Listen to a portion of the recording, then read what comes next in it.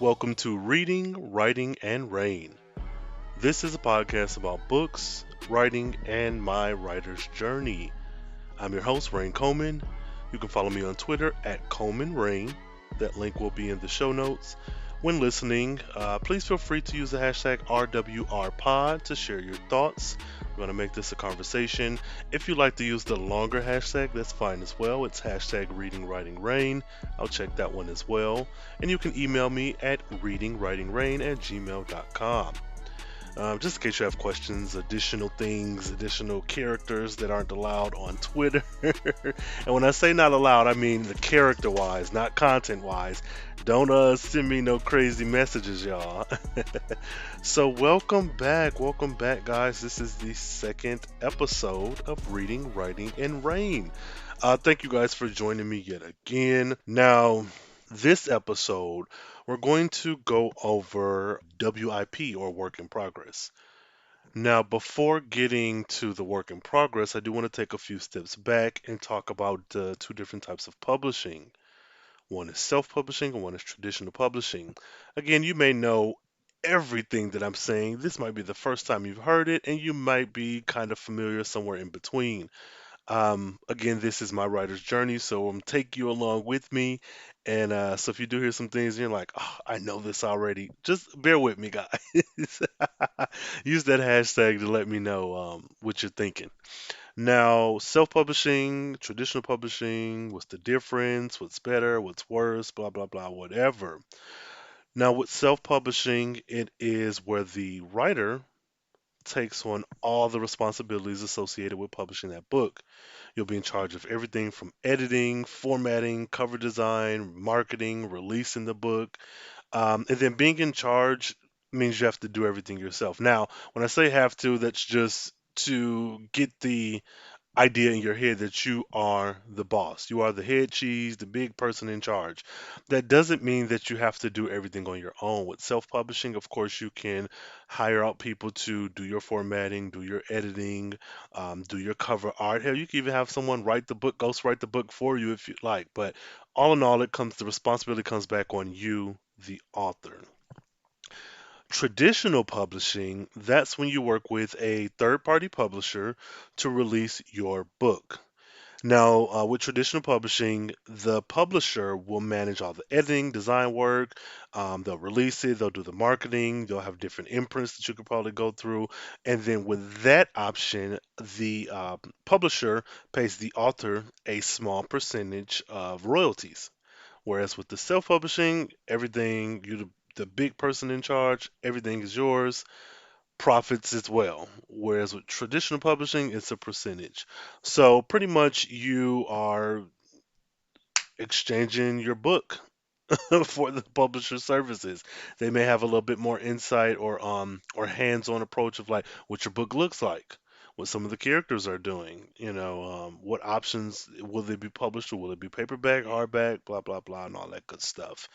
And when it comes down to pros and cons, you can figure those out for yourself. And we may go over those a little bit more in detail in a later episode, but I just kind of wanted to get the idea of self publishing and traditional publishing out there on the table so you could have that in the back of your head. I think it'll kind of help with the conversation here. Though we aren't getting into publishing in this episode, it's mainly just my WIP, my work in progress. So WIP, or work in progress, is just as it is, just as it sounds, the work that you're currently working on. Now, I have been working, how do I put this? I've been writing for years, decades even, and I have quite a few WIPs out there. Now, I don't know if you would call them works in progress if you haven't like worked on them in a few months or even a few years, but I have a few manuscripts out there that are not completely done. But I do have one work that I'm currently working on at the time of this recording. I am, I've just outlined. Now, when I first started writing, like I said, I didn't get a degree in writing. I didn't pursue writing at a collegiate level. And so all I've done is just gone with my gut. That being said, I've been more of a pantser my entire writing career. Pantser versus a planner is someone who outlines and plans their book, or at least portions of the book, whereas a pantser just sits down and writes by the seat of their pants. And that's what I have done. I learned about outlining and about how it can help your writing. And I was one of those people who thought, well, if you plan and outline everything, then you're not really going to be creative because you're telling everything, like all the creativeness is gone because you're getting all of it out the way up front. And I learned that that is not the case because even when I was pantsing back in the days of writing in a 70-page notebook, I still was either getting insight from other people and letting that help shape how I wrote the next portion of a story. I go back to that story I wrote in the eighth grade. I remember writing a chapter or two, having some classmates read it, and then going to some of them and like, okay, you as a girl, if someone did this, that, and the third, or this character did this and that, what would you do going forward? What would you say? You as a guy, you play football, what does this, and that, or how would you handle this? And so that would then inform how I would proceed to the next chapters. Like I knew I wanted, the main characters to get on the elevator and kiss, but that being the end goal, I still have to get there. So even though I've kind of retroactively identified as a pantser, I don't know that I've ever fully been a sit down and just write and that's it. I've taken breaks, planned out a few things in my head, some stuff I wrote on paper, bullet points or whatever. I bring this up because with this current work in progress, I have just finished my outline about maybe 5 days or so ago, and this words this is significant because as a pantser writing stories, I've always just sat down and wrote, and I've liked what I've come up with, but I want to say I wasn't aware, but I underestimated the power that is one an outline and two a second, third, fourth, and fifth draft.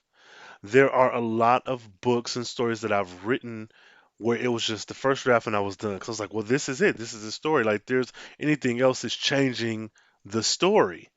There's one book in particular that I wrote in the eighth or ninth grade. And looking back on it, there are like three characters that could have been combined to be one person. And that would have made that story a hell of a lot better. But these are things that I've come to learn later on. And I've I've self published all the books that I've written. They are my babies, they're close to my heart. But being in a space now where I'm a bit more focused on what it is to write, what it means to write, the business of writing, everything that goes into it. There are things I would have done differently, and there are things that I am doing differently. So that being said, take a drink every time I say that being said. That being said, I have never completed an outline. I've never produced a full and complete outline. In all of my years of writing and all of my years of even learning to outline to produce a better story, I have never completed a full outline. I did that with this current work in progress. Blew my mind.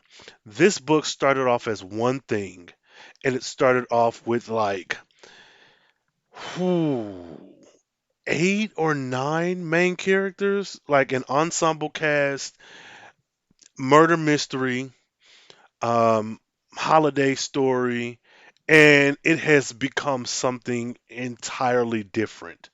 And I love that. I love that. I love that for me. Not to like toot my own horn, but I love that for me. I have never completed a full outline. And so, with going through the brainstorming stage and getting my ideas out and just kind of throwing everything that I had in my head against the wall and then moving the pieces around to make it work, what I've learned is that you cannot be so dead set on anything. If I had have just been if I had have been so stuck on my original idea. I don't know if one, I would have completed the outline, and two, if I would have been happy with this work in progress. So, taking a few steps back, I love that idea that I started with. I'm actually going to use that for something else later on down the line. However, with this story that I'm working on now and trying to give me a first, second, and third act, moving the different characters around, scaling down the cast was like a big deal for me. I am always, and I don't know what this says about me or what this means, but I always go to the large group. My instinct is never to do a simple romance, boy meets girl, girl meets girl, boy meets boy, just a regular simple romance. I have to go big or go home. But the thing that I miss with the going big is the scaling back.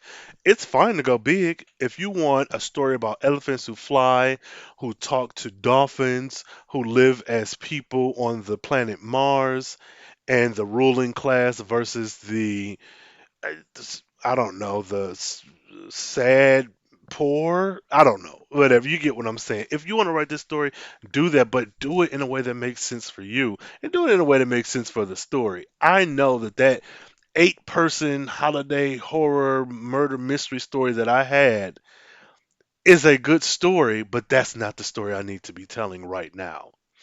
And this is the first time that I've really been able to look at myself in the early stages too, not after I've written like, 20,000 words, like in the early stages, looked at myself and said, now, self, you know better. You know better. This is way too much right now. So I'm so proud of myself for that. And I'd like for you guys to let me know what are some of your writer accomplishments, if your epiphanies like that. Like, has there ever been a moment in your writing journey where you're like, you've caught yourself or you've come up with an idea and you've been able to self edit yourself, not necessarily your story, but yourself, to kind of manage your expectations, or even get more ideas out, or push yourself to write a few more chapters? Like, give me some of your accomplishments as a writer. Use that hashtag RWRpod or Reading Writing Rain and let me know about your accomplishments, because I would really like to hear them. Give me that little bit of push, and I'm hoping that this story is giving you giving you that little bit of kick in the butt as well to do some of these self-editing things. So getting back to the work in progress. So I've scaled it down from 8 people. Now the main characters is 3. There's a few other people, ancillary characters, side characters, and whatnot. But by doing that, the story came in so clear. This is another something that never really happened for me. Like, as writing it and being a pantser, the story would come to me and I would write it. But at this point, finishing the outline is something I was able to do. So I was able to self-edit, scale down the cast, figure out the things that I needed to happen in the story, and then build around those. I had 3 or 4 different, like, big major set pieces, a party here, an argument there, a breakup here, put them in the timeline, and then work my way backwards, forward, left, right, up, down, diagonal, all that.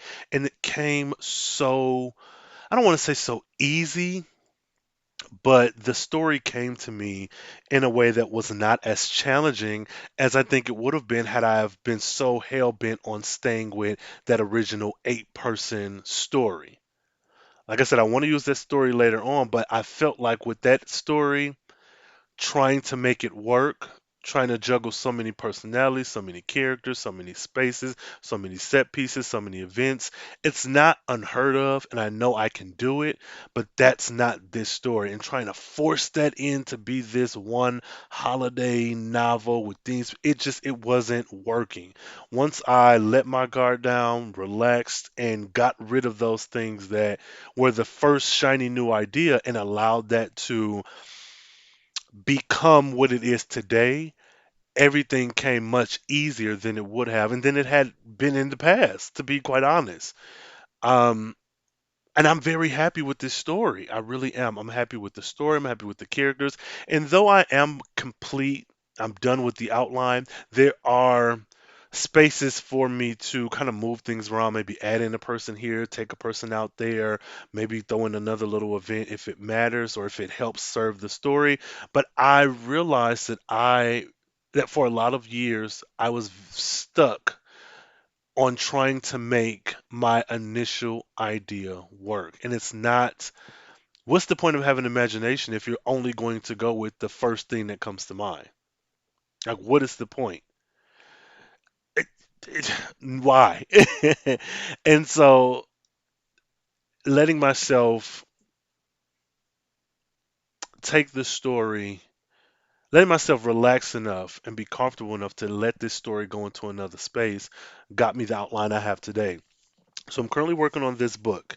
And the funny thing is, with Camp NaNoWriMo coming up next month, this book, so let's walk this back a bit.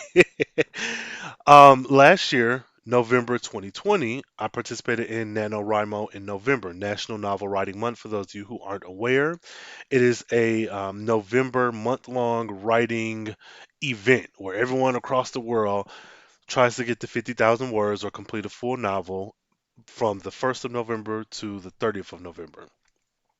I did not win NaNoWriMo, but I wrote a book, a thriller, a murder mystery thriller. You know, I was in my wheelhouse. I was in my bag, so to speak.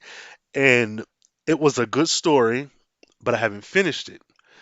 There are a lot of moving parts, so that's my second, technically first work in progress, and I'm still playing with, figuring things out, moving stuff around, and I'll be that'll come later. I bring that up because I started that in November and I was working on it well into January, February, March. And then I decided to take a break with that, put that on the back burner, work on something else, just get a first draft out so I can revisit that original story, give myself time away from those characters and all those events, and then kind of go from there. And so with the NaNoWriMo, there are two camps, one in April, one in July, and then there's the National Novel Writing Month in November. This project that I'm working on now, where I've scaled down my characters from 8 to about 3, is I started planning that back in March, April-ish for July. But knowing myself and knowing the way that I've approached NaNoWriMo the last few years, I've never won NaNoWriMo. I'm not upset about it completely. But I knew that I could not approach this story for Camp NaNoWriMo July the way that I've approached National Novel Writing Month in November in the past few years. Of course, I've done Preptober, I've planned everything to get ready for November, but knowing myself, that's another thing with this work in progress. I've learned myself. I need more time. I figured if you go ahead, write things out, start getting the ball rolling, get your brain dump out, get all of the ideas you have, see if they'll stick, get your characters together, get your storyline, get your plot, get your arcs, and then start planning it early enough that by the time July rolls around, even if you've already started, let's say you wrote out the first chapter, it's not technically cheating. I know myself. And I know that I can't wait until July 1st to decide, okay, let's get this going. I have to get started a bit sooner. I have to give myself time to get acclimated to this world, these characters. Like all of that being said, I have done things differently with this book than I've done with others. And I feel like this is going to be the time that I actually, quote unquote, win NaNoWriMo. And so this is my Camp NaNoWriMo July project, and I've started planning everything early. So once I put in my different set pieces, my different events and arguments and big things to occur in the book, and everything came out so naturally, I was able to finish the complete outline. And that's the moral of the story. Not being so hell bent on forcing this one thing to work, forcing what you thought or what was your initial idea to be the idea you end up with. Being more flexible as a writer and allowing yourself to scrap an entire project, scrap pieces of it. Like, though, and I've said it several times during this podcast, but though I got rid of the 8-person story, there's pieces of that that did find its way into this one, and there's pieces of that that I will be using moving forward in another project.